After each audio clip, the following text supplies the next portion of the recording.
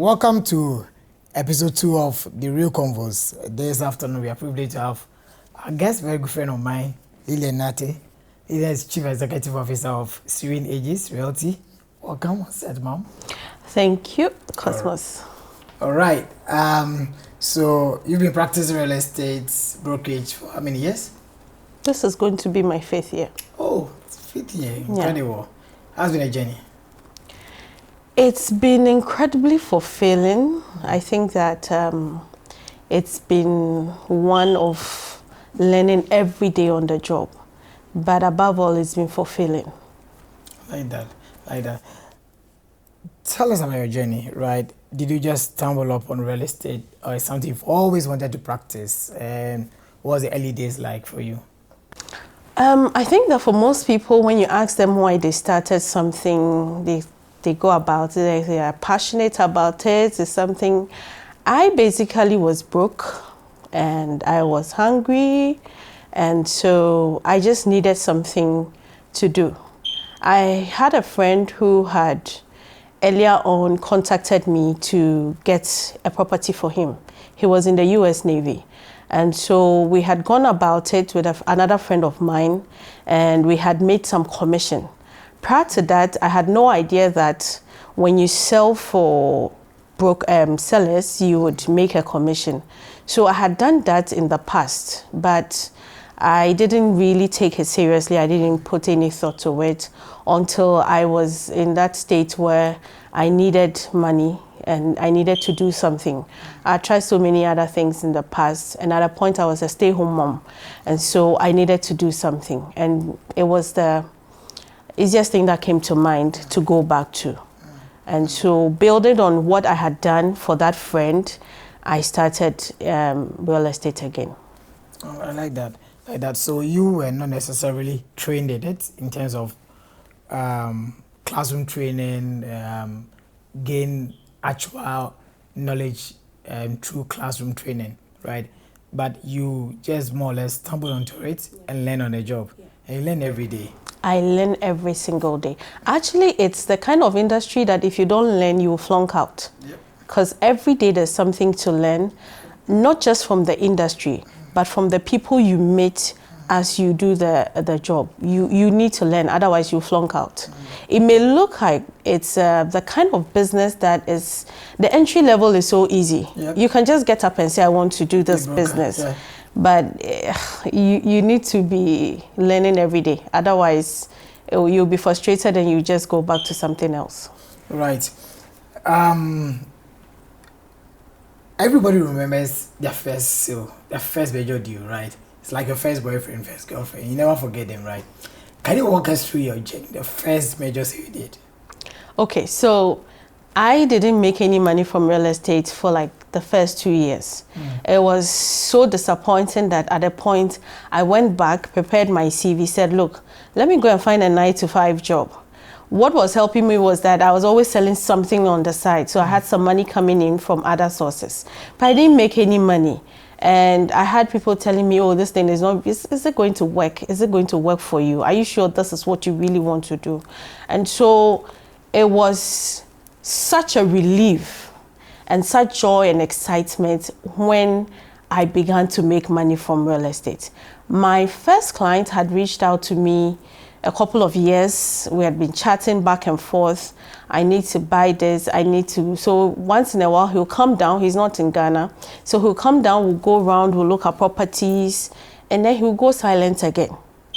But I always make it a point to check on my clients again, and once in a while. So those clients reached out of the blue and said, Lilian, I am ready. I want to buy a property. I am in Ghana. Can we do the viewing today? And so I had to leave everything I was doing and then go and have a view. When we looked at it, and as you know in the industry, I remember him saying that, look, I like this property, but you need to pray for my wife, because she's the one who is going to be the ultimate decision maker in this deal. But to cut a long story short, the deal went through, and I made quite a good amount of money. And for me that day, I think I remember crying, praying, thanking God, because I mean, to be doing something for 2 years and not being able to see anything and tangible, and almost giving up to the point where I had sent my CVs out because I was ready to go back into the formal sector again. That was sort of like a moment that I will always look forward to. And for me, that moment also spurred me on to never give up, because it makes me know that, look, at every point in time, whatever you're going through, there's always, as they say, there's a light at the end of the tunnel. It may not come at the time you want it, but if you just do not give up, there's something out there waiting for you. Every day we hear or see one new agent on the market, another new practitioner, not just agents, but developers, one person who wants to do real estate or the other. Now, for you as a real estate broker, right, what's a typical day like that? Like, tell us about the part people don't see beyond the package and the settings and making money, right? Typical day like as a real estate broker. So for everybody who's done this business for some years, you know that your typical day includes, first of all, you need to succumb to a certain power, because beyond the physical, you also need a certain amount of grace. And so I say that praying and asking for God for grace and then mercies, because you go to houses, you don't know the owners, you enter their properties. I'm a woman, and so I take my safety very seriously. And so for me, my typical day is to start by praying. I check my phone. If you're a broker, you're constantly on your phone. You don't want to miss a text message. You don't want to miss a call. You don't want to miss an email. So typically you're on your phone, checking emails, checking messages, checking who's called you, who's not. You respond. Sometimes oversights, you get messages from your social media inboxes. You may not even respond to them at the appropriate time, so you respond to them. And then you set your day a day before, or maybe a week before. So you plan your days ahead. And so you know that, okay, I'm going to point A today, I'm going to point B. The thing about being a real estate broker is that you need to drive around a lot, especially if you are starting out. If you're starting out and you think you need to be well-suited, well-dressed, sitting in the office, you're not going to make money. You need to know developers. And so if you have a car, if you're privileged to have a car, one of the things you do is to be driving around. Sometimes just drive around. And sometimes in the driving around, you meet a sweet property somewhere that probably no other agent even has a hold on, and that property could be gold for you. And so it involves a lot of driving around. It involves a lot of talking. It involves a lot of meeting other agents, because I say that this industry, if you're greedy, you're not going to make money. You need to collaborate with other agents and to be able to succeed in the industry.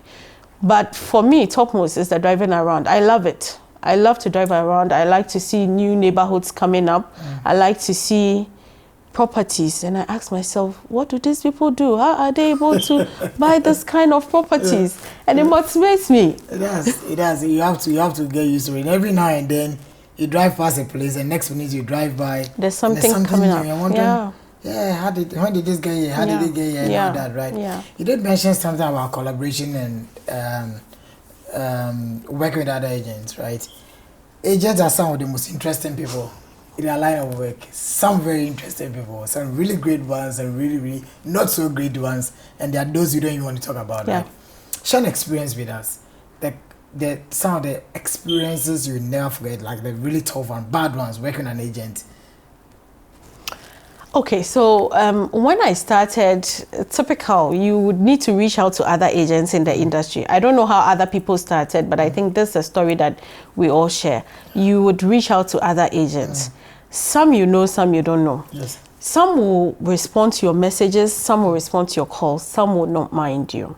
If you're a woman, you're likely to get a lot of response from the male, which is very normal, and not likely to get responses from other women, which is also very normal. I try my best to respond to other females. If they need guidance, I'd want to give it to them. But so I reached out to two gentlemen, and we started working together. And what I did was, I didn't know anything. And so I decided that, look, let me be as humble as I can to learn as much as I can from these people. I was older than them. I was, I think, fairly much more educated than them. But I realized they were closing deals. I wasn't. And so there was something they were doing that I didn't know how to do or wasn't doing. And so I worked with them. I went on viewings with them. I realized how they talk to their clients, how they approached booking a viewing and all that, so I could learn from them. And after a while, I picked a lot of knowledge from them.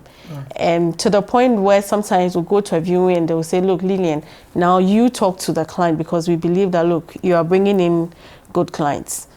What they didn't know was this. I had capitalized on the power of social media. Right. They were just using the traditional way of getting clients. But I had realized that, look, there was something on social media and that if I was consistent with it, I was going to break through there. At a point, I don't know what they were thinking, you know. It's difficult getting buyers. And so when you get buyers, especially as a woman, people tend to think that you're probably doing something crazy with them. And so I bring clients to them. And then when it's time to share the commission, it became a problem. Like sometimes they will take the commission, come and give you what they like, blah, blah, blah. You're like your bosses and treating it. Exactly. You know, you're going to. Exactly. And then, I mean, they will share all manner of funny stories about you, especially when you bring a very wealthy client. And I was wondering, but you're taking some of the money too. Why are you doing this? But you see, it's a learning process for me. Those things don't make me better. It makes me better, actually. So for me, I'm thankful for what I learned from them. And so I don't really call it a bad experience. I call it a learning phase. I like that. This industry is interesting. Again, I'll use that word, right? Very. If we were to describe it, will you say it's laid back, or it's fast paced, or it's hectic? Describe it like in a phrase, in a word. It is very hectic. Very, very hectic. And I say this because what we present outside is usually the nice part. The sweet part. You meet a client who is a millionaire, they tip you off like $1,000, you know, you come and share those experiences. But we all know that it is not very common for us agents to share the bad sides of the things we go through in the hands of our clients and stuff like that. And so people look at you and they wonder, what really are you doing? But sometimes you have to sit down like a whole night to draft a contract to suit a particular client. We don't use the same contract for the same client. Sometimes you're sleeping and a client is calling you at like 1 a.m. My toilet is not flashing. I mean, 1 a.m. My light is gone off. My light is gone off. I've got a call at 1 a.m. before. He said he was trying to recharge electricity, he didn't recharge. I had to drive all the way to East Lagos. You will. Yeah. You are just at the beck and call of your clients. I was scared and insulting my family. Yeah. It wasn't even black, it was white man. So you can imagine. So right. For you as a woman particularly, right? How do you balance this with everything else, including family, including spirituality, including how do you ensure work-life balance, including your health and everything? So I think that one of the things that I have found that is so helpful to me is going to the gym. And I was telling you some time ago that, look, for the time that I spend in the gym, it's almost like the whole world doesn't exist, not even my kids. I forget I have kids in the gym. And so every day I go to the gym, I spend like 2 hours. And for me, those 2 hours is like my out of the world kind of moments for me. And so it helps me think clearly. It helps me calm down. It helps my stress levels, because this business can be very stressful. The industry can make you run mad and give you heartbreaks, you know. So I found that going to the gym has been very helpful to me. Also the reset. Exactly. The other thing I do is to learn to say no. There are clients that I have learned along the years to say no to, because I realized that some may just drain you. I've also learned to see time wasters from afar. If you come to me and you say you want a property in Cantonment, Or if you can't get me a property in Cantonment, get me a property in Achimota. I know you're a time waster. Because somebody who wants a property in Cantonment doesn't want a property in Achimota. And somebody who wants a property in Achimota knows that they can't afford a property in Cantonment. So I've learned to all those things so that nobody wastes my time, so that I'm able to remain sane in the industry. Let's talk about the industry itself for now, right? What are some of the most interesting trends you've seen lately? Especially, I mean, for the past 5 years, some of the most interesting trends. What's the trend now? What should we look at more? Number one, for developers, I have noticed that everybody who has money now wants to be a developer. They want to go into real estate. Quite interesting. The funny thing is that they want to be a developer. They want to build and sell at a certain price margin within a certain period, yet the very people who will help them to achieve that, they never talk to those people until the property is up. Yep. And I always say that, look, you're going to build, you need a real estate broker to help you. Why don't you engage the real estate broker from the very beginning to tell that don't use this color of tiles, don't do this kind of staircase, don't do this kind of kitchen. There are some areas where if you do an open space kitchen, it will never sell. Because the kind of people who live in those areas may not necessarily need an open space kitchen. And so for developers, that's one thing I've realized. Very stubborn. They won't listen to you. For buyers, I think that we have a very vibrant industry. I get sad when I hear people say, oh, people are not buying. Oh, their houses are just there. They are very empty. The people who buy these properties and the people who own these properties, they are not hungry. Thank you. So if you see their properties that they are there, just allow them. I always say that it's better we allow them to build as much as they can. Because in building as much as they can, now we would have a situation where the buyer has leverage, because there's so many options in the industry, and they can decide that, look, your property is too expensive, I can't buy it. But there will be a buyer who will be willing to sell it for them at a good price. And so for buyers, I think that, look, the market is vibrant. Buyers are buying, but they are buying at reasonably priced rates. They won't buy anything that is ridiculously priced. So buyers are buying. Agents, for the industry, I think that now I love what I'm seeing. I'm seeing a lot of women in the industry. I'm seeing a lot of young people, and I'm seeing educated people, master's degree holders, PhD holders, people who are determined to give the industry a facelift. And so it's, I think that Ghana is experiencing a very vibrant industry.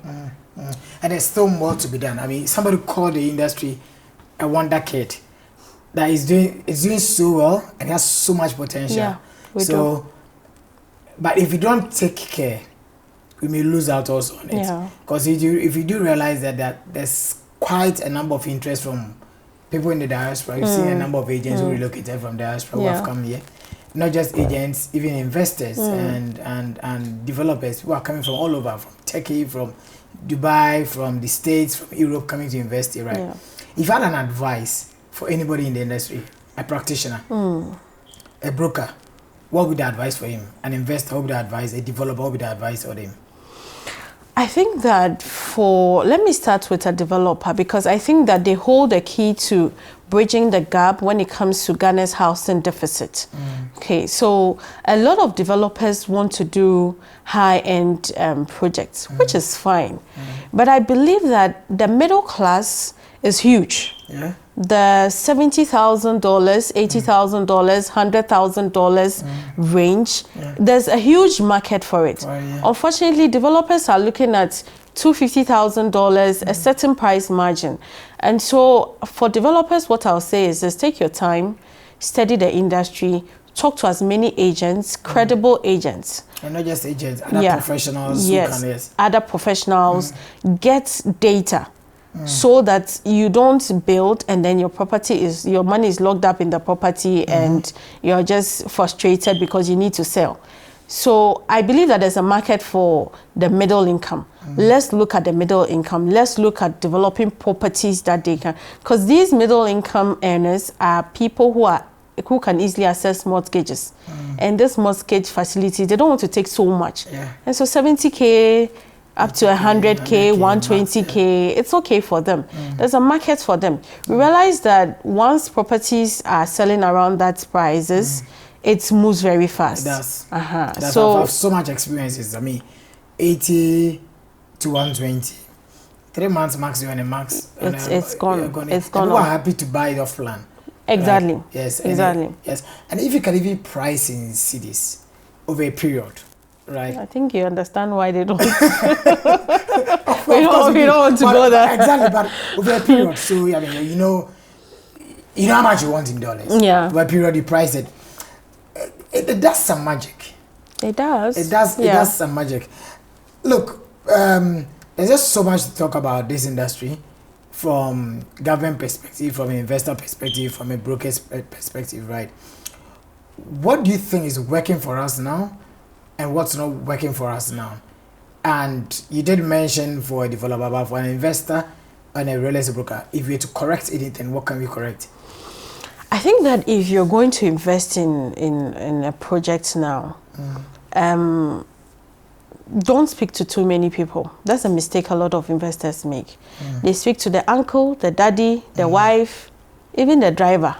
Everybody they can speak to, they want to speak to the person.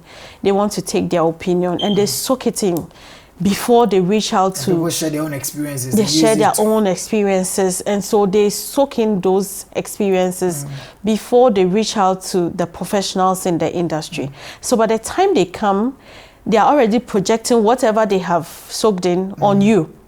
So you're telling them, this is the reality, this is the data, these are the numbers. Yet they are telling you what this person has said, oh, and my friend said this, and my colleague said this. So for investors, talk to the right people. Talk to the right people. The right people are always willing to listen to you. They are willing to guide you. Some may do it at a fee depending on what you want them to do for you. Some may even do it for free. And so talk to the right people so that your money, because for us, we are interested in the money you are bringing. We want to make sure that you're making high returns on the money you're bringing. And so talk to the right people so that your money is actually working for you and not locked up based on stories you've heard from people and all that. That's great. And it's amazing how much we expand ourselves as real estate people, right? We give so much of what we can. I mean, of course, at the end of the day, it's not every deal that even closes. No. Right? But when you close, you make your commission, right? But I've also come to realize that this industry is about people. Right? This industry it's always about people. What you can do for people. I have so many stories of what we've done for people, and beyond they do, they've become like family, manage properties for people, and now they depend on you for other things, right? What's the most heartwarming story you have to share? So for me, I say that it's a blessing to be in this industry because you meet some of the most amazing, the most sweetest people. And the interesting or the irony is that these are very rich people, yet they're so humble, so kind, so sweet to you, and you wonder, whoa. And so for me, it's a blessing to be in this industry. I had the privilege to sell a property to a high-value society woman. I mean, top. And she's become more like a godmother to me. And sometime last year, I was struggling with a business gone bad. I was almost depressed. And so I was praying, who do I reach out to? And I reached out to this woman. She left everything she was doing. And she said, meet me here. And she bought dinner and we spoke. And by the time I left, I was feeling so relaxed, so cool. And I was asking myself, if I didn't do real estate, where will I get the opportunity to meet this kind of woman who would stop everything she needed to do and then come and sit and listen to me rant about my business and then offer solutions, and on top of that, pray with me. And so for me, I say that my clients are like my extended family. I don't joke with them. When I refer my client to you and you joke with them, me and you. Me and you, yeah. I get what I mean. You don't want to be and you, yeah. No. I get that point, right. Our industry is also very unique, right? It has its own rhythm, right? Every now and then something is happening, and the next minute you realize this is also happening, right? What's been the most surprising rhythm you've experienced? What's the most surprising thing you've seen? Most surprising trend in this industry over the past 5 years? Over the past 5 years, I think that these box houses, you know, like I keep asking myself, where did they suddenly come in from? Everybody is doing the box houses. And they seem to have taken over, you know. I've also seen a certain floor tile, which I think it's very expensive, number one. But for me, there's no class in there. But yet, people I'm like, where did this also come from? That's what the buyers want. Exactly, you know. And then I also have a thing against open space kitchens. Against? Yes. I am completely, totally biased for closed kitchens. You'll get there. Because I ask myself, we are in Ghana.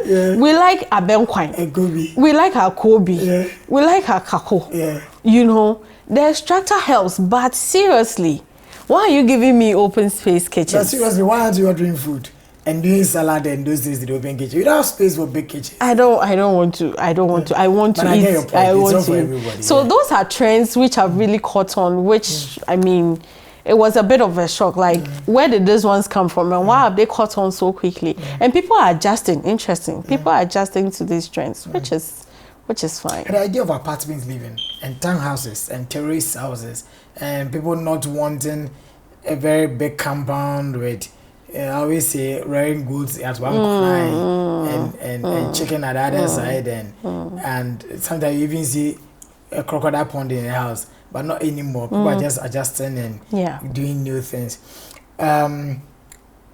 If you were to advise your younger self 5 years ago when you started, right, what would you advise? Network. Go to your networking events. Go. Dress well. Invest some money in a quality perfume. You know, smell very good.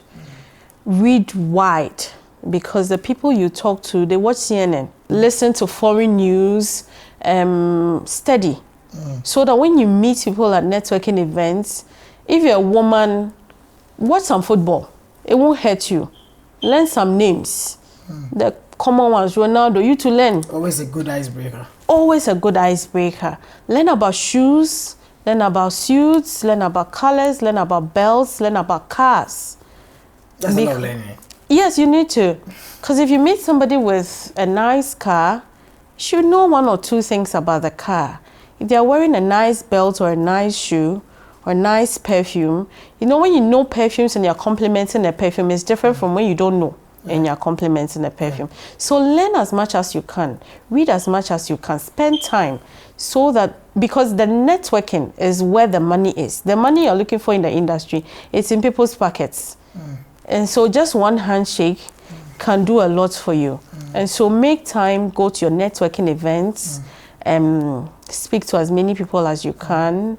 Don't be boring. If you're a woman, don't go and be flirting. Rich people, they don't have time for those things. They want the people. Rich people. Yes, the actual rich people. They want, even if you're a woman, you must come with some value. So don't go because you think that, oh, because I'm in Asia, I'm beautiful, you go and you'll be flirting. They'll tag you. Interesting. Working with people, right, especially clients, right, they comes with this own special needs and understanding, right? What's been some of the most ridiculous or most interesting requests you've ever received? I have visited people's mothers. I have been a counselor, marriage counselor. Oh, you know of closing. Yes, I have been a therapist.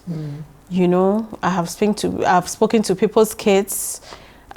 there's so you see, you do not just do this job and then be boxed in and be boxed in. No, the clients will stretch you. And so I have gone on shopping sprees. I want to buy something for my wife. I don't know what to buy. What do you think I should buy?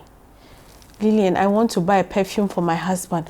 What are some of the So it's quite interesting. But for me, I love it. See, because they didn't think about anybody else to ask but you. The privilege of I mean, come on. So tell me what, from how you speak, right? Suppose the business wasn't even paying, maybe not as much, you still love to do real estate. You still do it. Here's the thing I read. I read something yesterday. It said that as long as you're putting in the effort, it will reward you. That's how nature is. So what would continue to drive you? Suppose this industry wasn't paying as much, or it wasn't paying at all. I think it's the relationships. The relationships you build in this industry and how the relationships sometimes turn around to bring you monies that you didn't even expect. It's just amazing. Let me share one experience. One day I made a post about perfumes on my Facebook wall. So there was a lady who reached out to me and said, Lilian, thank you for this post you made. My husband doesn't like perfumes, but I want him to get into wearing perfumes. Can you help me get some for him? I said, no problem. She said, where can I get? I said, don't worry about that. She said, how much would you need? So I asked her, how many would you want? Hindsight, I knew we were going to spend around 3,500 cedis for one, for the kind of perfumes I would get for her. She sent almost 15,000 or something. All I had to do was to drive to the place, get 3 perfumes. She said, the rest, keep it for yourself. Use some to buy food or keep it for yourself. And so the industry has a way of giving you money. And that's why we always say that, look, do not be too fixated on making money, but rather build relationships, because that's where the money is. Right. Particularly as a woman also, if you have some pointers, cues, share with younger girls who want to get in the industry, what should they be careful about? Because we've seen people, of course, you did mention about the very rich people don't have time for that, which is true. Because a lot of them come with their values, you know what they want, right? But we also know people want to take advantage of younger girls, right? What would be advice for them? How careful can they be? What can they do? Especially for those who get sucked in without realizing. I always say this, there's so much money in the industry. You don't need to sleep with anybody to make money in this industry. Rich people are all connected, they are all friends. And so if you're a young woman and you're getting into this industry and your motivation for getting into the industry is because you think you would meet certain kind of men who would maybe be interested in you and want to do certain things with you and give you certain kinds of monies, you may be highly disappointed. Because one of the things I've realized is that when you meet a client, somehow they mention, oh, so you know this person knows this person, that person knows that person. Focus on adding value to yourself. Focus on adding value to yourself. You meet a client and you're able to dazzle them with mortgage rates, okay, with housing, the housing industry in Ghana, how it's going. You're able to back it with data, okay. Those are the things that would dazzle them to know that you're coming with some value, and they would want to use you as their broker. When you go in shallow, you don't know anything about the industry, yet you probably want to flirt or something like that, immediately they know that you're not bringing any value to yourself. I always say that in every industry, things go on and things happen, okay? But for me, my focus is that, look, if I'm able to sell a property and I'm making 20,000, 30,000, 40,000, sometimes 50,000 USD, really, what is it that you want that you can't afford? And so adding value to yourself is more important than anything else. If you find a single man who is good, rich, along the line, hallelujah. We're not icing on the cake. Just a bonus. You just take it like that and you move. Right? Yeah, but the main focus shouldn't be that you'd want to go and be doing shady things. The other thing as a woman is to be security conscious, because our job involves entering homes. And once you enter somebody's home, you are in their territory. And so for me, I don't go to viewings alone. I don't remember ever going to a viewing alone unless it's somebody I know personally or a referral from somebody that I really trust. Even that, I would always make sure I go with somebody because, I mean, you never know. You can never be too careful. And so always make sure that you're thinking ahead. Go with somebody. If you're starting in the industry, that's why it's important to reach out to other colleagues in the industry so that you make some friendships. Oh, I have to go to this viewing. Can you go with me at your convenience? A lot of the time, people would go with you so that you are not alone. Once you are not alone, you're safe. You're safe. Most likely. In trying to wrap up, right? What are some of the key factors to consider before you invest in this market? I think that when it comes to real estate, we keep shouting it, but people don't listen. Location, location, location. It's everything. Right? It's everything. See, it will take you the same amount of money to build a house in Oyibi. So if I want to build a 4-bedroom house and it's going to cost me $100,000, it will take the same amount to build in Oyibi. It will take the same amount to build in, say, Spinkters Road. The only difference will be the price of the land that the property will sit on. And so location is key. The other thing depending on what you want to do. Depending on what you want to do. The other thing you need to also look at is, like you said, what do you want to do with this property? If you want to sell, then I would say that, look, then now your location should be like topmost, because if you want to sell, you should know that the people who are coming to buy may want this kind of location or that kind of location. If you want to build in, say, Oyibi, know that you can't sell at the price you would sell in, say, Adenta. It doesn't work that way.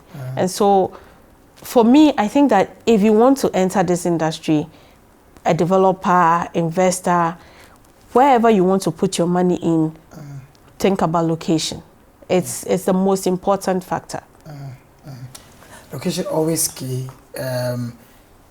Knowing exactly what you want. You can't build very high-end property in a place that's not high-end. I tell you, I have a beautiful property in Oyibi. People will kill you. It's beautiful. Like when you enter the property and you shut the door, it's like you are in the States. But it's Oyibi. It has a certain. It has a certain price. Yes, but this person has invested so much. You should see the finishing. You should see the marbles, the tiles. You should see the bedrooms, the sort of furniture. You know, high end. But the location is not allowing us to sell at a certain price because of just that. So it's important. It's important to look at the location. Right. And if somebody's made some wrong investments, right, didn't consult properly or was misled, right, are there steps to retract and correct some of these things? For a lot of people, I say that it's just looking at your pricing. I had a client who was going to build something. From the onset, he consulted us. There was 2 of us, 2 agents. I was honest enough to tell him that, look, if you want to build a family unit, because once you've crossed 2-3 bedrooms, whoever wants it likely has a family. And so give them some compound, give them some bit of space in the living area, the kitchen, the master bedroom, because these are the things they will look out for when they come. Unfortunately, he didn't listen to me. And so he did what he felt was okay. The market will shock you.